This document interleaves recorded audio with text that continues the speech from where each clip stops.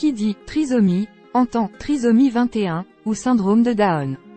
Pourtant, la trisomie est une anomalie chromosomique ou aneuploïdie, anomalie du nombre des chromosomes. Elle peut donc concerner n'importe laquelle de nos 23 paires de chromosomes. Quand elle touche la paire 21, on parle de trisomie 21, la plus fréquente. Cette dernière est observée en moyenne lors de 27 grossesses sur 10. 000, selon la Haute Autorité de Santé. Quand elle concerne la paire 18, il s'agit d'une trisomie 18. Et ainsi de suite. La trisomie 22, elle, est rarissime. Le plus souvent, elle est non viable. Explication avec le docteur Valérie Malan, médecin cytogénéticienne dans le service d'histologie embryologie cytogénétique de l'hôpital Necker Enfants Malades, APHP. La trisomie 22, qu'est-ce que c'est? La trisomie 22 fait partie, comme les autres trisomies, de la famille des maladies génétiques.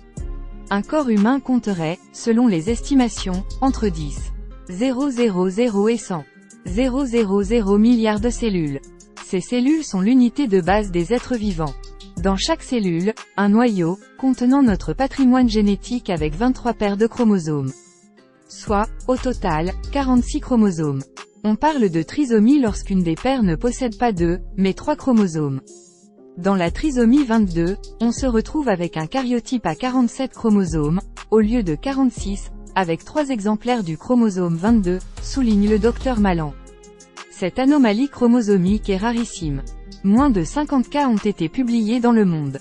Ces anomalies chromosomiques sont dites « homogènes » quand elles sont présentes dans toutes les cellules, du moins celles analysées en laboratoire. Elles sont « en mosaïque » quand on ne les retrouve que dans une partie des cellules. Autrement dit, des cellules à 47 chromosomes, dont 3 chromosomes 22, coexistent avec des cellules à 46 chromosomes, dont 2 chromosomes 22. Quelles sont les causes et conséquences liées à la trisomie 22? La fréquence augmente avec l'âge maternel. C'est le principal facteur de risque connu.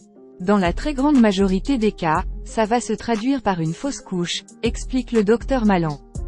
Les anomalies chromosomiques sont à l'origine d'environ 50% des fausses couches spontanées survenant pendant le premier trimestre de la grossesse, note Santé publique France sur son site Santé publique France. FR. De fait, la plupart des trisomies 22 aboutissent à une fausse couche, car l'embryon n'est pas viable. Les seules trisomies 22 viables sont celles en mosaïque. Mais cette trisomie s'accompagne de conséquences très sérieuses. Une déficience intellectuelle, des malformations congénitales, des anomalies cutanées, etc. La trisomie homogène ou en mosaïque. Le plus souvent, les trisomies 22 en mosaïque sont les plus fréquentes en dehors des cas de fausse couche. Cela signifie que l'anomalie chromosomique n'est présente que dans une partie des cellules. La sévérité de la maladie dépend du nombre de cellules trisomiques et de la localisation de ces cellules. Il existe des cas particuliers de trisomie 22 confinée au placenta. Dans ces cas-là, le fœtus est indemne car l'anomalie ne touche que le placenta. La trisomie 22 dite homogène est beaucoup plus rare. Cela signifie que l'anomalie chromosomique est présente dans toutes les cellules. Dans les cas exceptionnels où la grossesse évolue, la survie à la naissance est très courte. Quels sont les symptômes? La trisomie 22 en mosaïque peut entraîner de nombreux handicaps. Il y a une grande variabilité de symptômes d'une personne à l'autre. Elle se caractérise par un retard de croissance pré- et postnatale, un déficit intellectuel sévère le plus souvent, une hémiatrophie, des anomalies de la pigmentation cutanée, une dysmorphie faciale et des anomalies cardiaques, détail Orphanet, sur Orpha.net, le portail des maladies rares et des médicaments orphelins.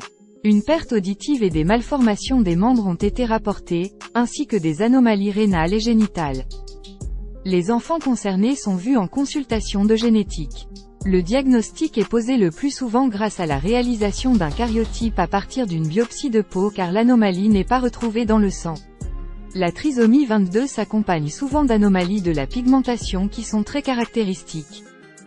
La prise en charge. Il n'existe pas de traitement permettant de guérir de la trisomie 22.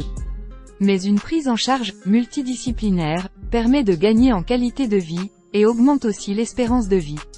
En fonction des malformations détectées, la prise en charge sera personnalisée. Généticien, cardiologue, neurologue, orthophoniste, ORL, ophtalmologue, dermatologue, et bien d'autres spécialistes pourront intervenir. Quant à la scolarité, elle sera adaptée.